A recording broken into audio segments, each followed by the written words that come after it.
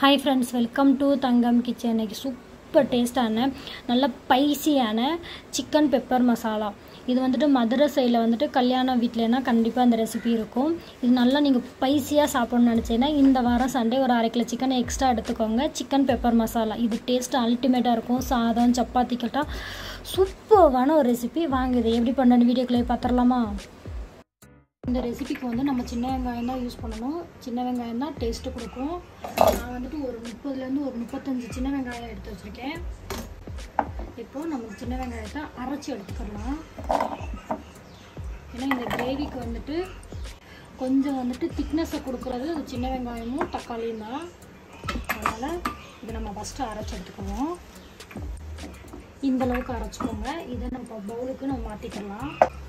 லைட்டாக அங்கங்கே கொரகொரன்னு இருந்தால் ஒன்றும் பிரச்சனை இல்லை. ரொம்ப மையாக அரைச்சிடாங்க. கொஞ்சம் லைட்டாக கொரகொரப்பாக இருக்குது. இந்த மாதிரி பார்த்துக்கோங்க.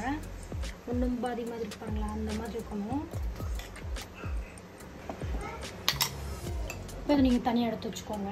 அதே மிக்சி ஜாரில் வந்துட்டு நான் 2 தக்காளி, மீடியம் தக்காளியாக இருந்தால் 2 எடுத்துக்கோங்க. பெரிய தக்காளியாக இருந்தால் 1 எடுத்துக்கோங்க. ஏன்னா ரொம்ப புளிப்பாயிடும். அதனால் தக்காளியை மட்டும் பார்த்து எடுத்துக்கோங்க. இப்போ இதையும் நம்ம பேஸ்ட்டாக அரைச்சி எடுத்துகிட்டு வந்துடலாம். அரைச்சி எடுத்துகிட்டு வந்தாச்சு. இப்போ நம்ம ஒரு பவுலுக்கு மாற்றிட்டு தனியாக எடுத்து வச்சிடலாம். இப்போ நான் ஒரு 1/2 கிலோ சிக்கன் எடுத்திருக்கேன். இதை வந்துட்டு மஞ்சத்தூள் போட்டு நல்லா வாஷ் பண்ணி வச்சுக்கோங்க. கடாய் வச்சுக்கோங்க. ஆயில் ஆட் பண்ணிக்கலாம். ஒரு 1/2 ஸ்பூன் அளவுக்கு சோம்பு ஆட் பண்ணிக்கோங்க. சோம்பு பொரிஞ்சோடனே நம்ம ஆல்ரெடி அரைச்சி வச்ச வெங்காயம் ஆட் பண்ணிக்கலாம்.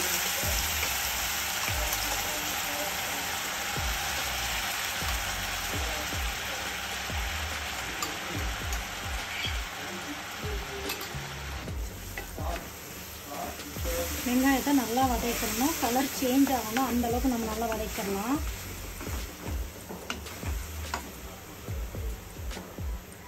இப்போயே நான் ஒரு பச்சை மிளகாய் ஆட் பண்ணிக்கிறேன். ஒரு கொத்து கருவேப்பிலை ஆட் பண்ணிக்கிறேன். இது எல்லாத்தையும் சேர்த்து நம்ம எண்ணெயிலே நல்லா வதக்கிடலாம். வெங்காயத்தோட கலர் நல்லாவே சேஞ்ச் ஆகிடுச்சு பாருங்களேன். இந்த அளவுக்கு நல்லா வதக்கிக்கோங்க. இப்போ ஒரு ஸ்பூன் அளவுக்கு நான் ஃப்ரெஷ்ஷாக அரைச்சி இஞ்சி பூண்டு ஆட் பண்ணிக்கிறேன். நீங்கள் கடையிலலாம் வாங்கி யூஸ் பண்ணாதீங்க. முடிஞ்ச அளவுக்கு ஃப்ரெஷ்ஷாகவே இருக்கிற மாதிரி பார்த்துக்கோங்க. அப்போ தான் அதோட டேஸ்ட் உங்களுக்கு சூப்பராக கொடுக்கும். இஞ்சி பூண்டையும் நல்லா வதக்கிக்கோங்க.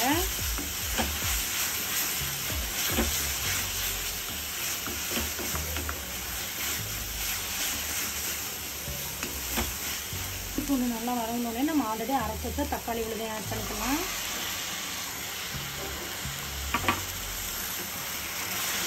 நல்லா மிக்ஸ் பண்ணி விட்டுக்கோங்க.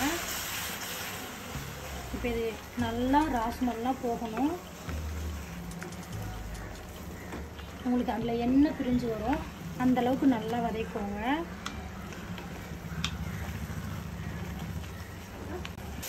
தக்காளி நல்லா வதங்கிச்சு பாருங்க. இந்த அளவுக்கு நல்லா வதங்கியிருக்கணும். கொஞ்சமாக மஞ்சத்தூள் ஆட் பண்ணிக்கிறேன். ஒரு டேபிள் ஸ்பூன் அளவுக்கு தனியாத்தூள், ஸ்பூன் அளவுக்கு மிளகாத்தூள் ஆட் பண்ணிக்கிறேன். ஃபஸ்ட்டு இதை நல்லா மிக்ஸ் பண்ணிவிடுங்க.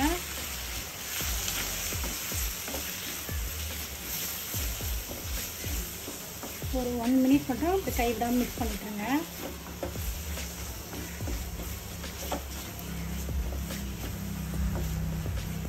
சிக்கன் ஆட் பண்ணிடலாம். ஃபஸ்ட்டு இந்த மசாலாவோட நல்லா மிக்ஸ் பண்ணி விட்டுக்கோங்க. அதுக்கப்புறம் நம்ம தண்ணி ஆட் பண்ணலாம்.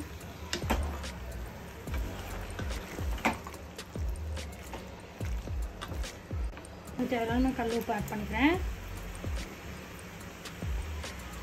இதையும் நல்லா மிக்ஸ் பண்ணி விடுங்க.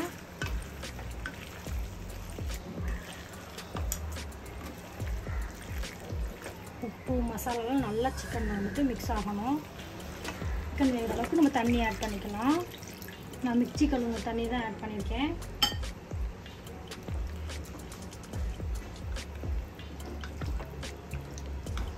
கிட்டத்தட்ட ஒரு 1.5 கப் அளவுக்கு நான் தண்ணி ஆட் பண்ணியிருக்கேன்.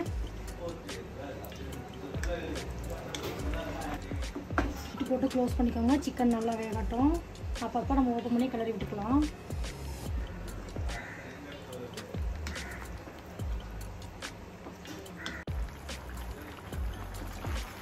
நல்லா திக்காக இருக்குது பாருங்கள். நான் ஆல்ரெடி சொன்ன மாதிரி வெங்காயம் தக்காளியோட நம்ம அரைச்சி சேர்த்தனால ஒரு திக்னஸ் கொடுத்துருக்கு பாருங்களேன். சிக்கன் நல்லாவே வெந்துருச்சு. நம்ம காரத்துக்கு ஒரே ஒரு பச்சை மிளகாய் ஆட் பண்ணியிருக்கோம், கொஞ்சமாக மிளகாத்தூள் ஆட் பண்ணியிருக்கோம். இப்போது நான் 1 டேபிள் ஸ்பூன் அளவுக்கு மிளகுத்தூள் ஆட் பண்ணிக்கிறேன். 1 டீஸ்பூன் அளவுக்கு வந்துட்டு ஜீரகத்தூள் நல்லா மிக்ஸ் பண்ணி விடுங்க. நல்லா கொதி வந்து எண்ணெய் பிரிஞ்சு வரணும், அந்த அளவுக்கு நல்லா வதக்குங்க.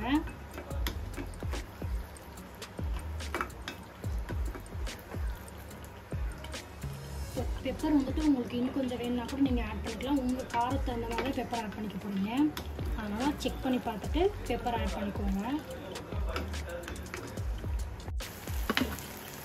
பாருங்களேன், சூப்பராக எண்ணெய் பிரிஞ்சு அந்த பெப்பரோட வாசனைலாம் போய் சூப்பராக உங்களுக்கு நல்ல ஒரு அரோமா வரும். மிக்ஸ் கொடுத்துக்கோங்க.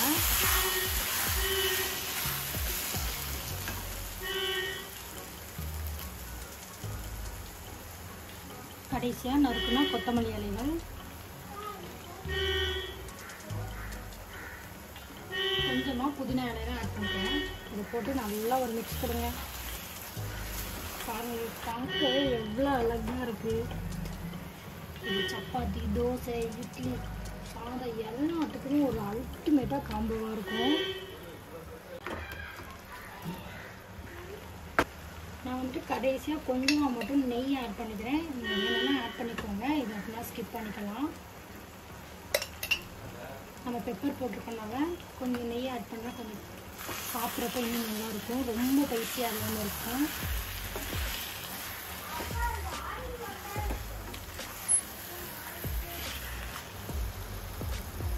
பாருங்களேன், இது நல்லா எண்ணெய் பிரிஞ்சு சூப்பராக ரெடி ஆயிடுச்சு பாருங்கள். இந்த ஒரு ரெசிபி போதும் சாதத்தில் பிசைஞ்சு சாப்பிட. சாதம் ஃபுல்லாக காலியாயிரும். கண்டிப்பாக அந்த ரெசிபியை ட்ரை பண்ணி பாருங்கள். இந்த வீடியோ உங்களுக்கு பிடிச்சிருந்தா லைக் பண்ணுங்கள், ஷேர் பண்ணுங்கள், கமெண்ட் பண்ணுங்கள், சப்ஸ்கிரைப் பண்ணுங்கள். ப்ளீஸ் சப்ஸ்கிரைப் பண்ணுங்கள். சந்திக்கலாம். பை. தேங்க்யூ.